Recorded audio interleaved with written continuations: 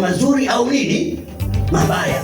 Yani mjomba wako ama kaka yako ama dada yako hataitwa dada kwa sababu hatendi makosa. Unachotakiwa ujue nguvu ya utakaso kuhusu dhambi, kuhusu makosa, kuhusu nini maovu, na ujue nguvu ya laana ya ardhi, laana ya damu, laana ya kizazi, laana ya magonjwa, laana ya majanga, laana ya maneno, laana ya kukataliwa inavyoathiri maisha ya watu.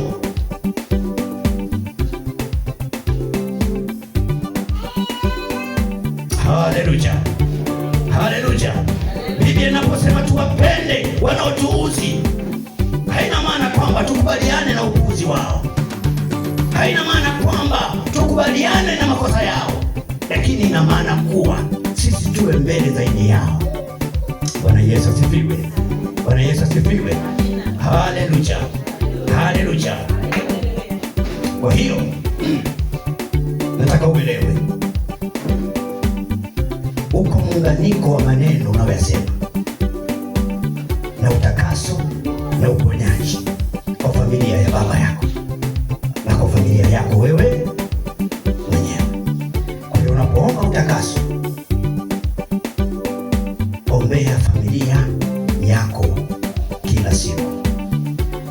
Unapoomba utakaso, ombea familia yako kila siku.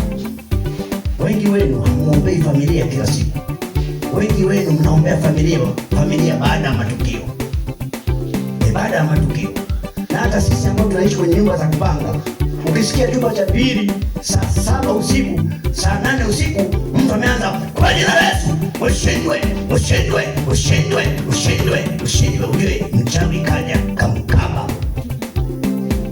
Na huyo mchawi akibahatika baada ya kusema hayo maneno akamwachia, ndio unaona na imefanyaje. Ukiona anaendelea kuongea ujue bado hajamwachia. Sasa wachawi wataondokaje?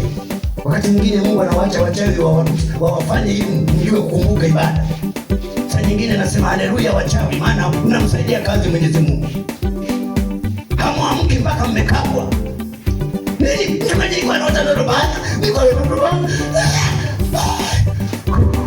Kwa jina la Yesu, ushindwe. Sitakufa na watoto wangu. Sitakufa. Ai sawa, mpaka umeota tunakupa kuoa.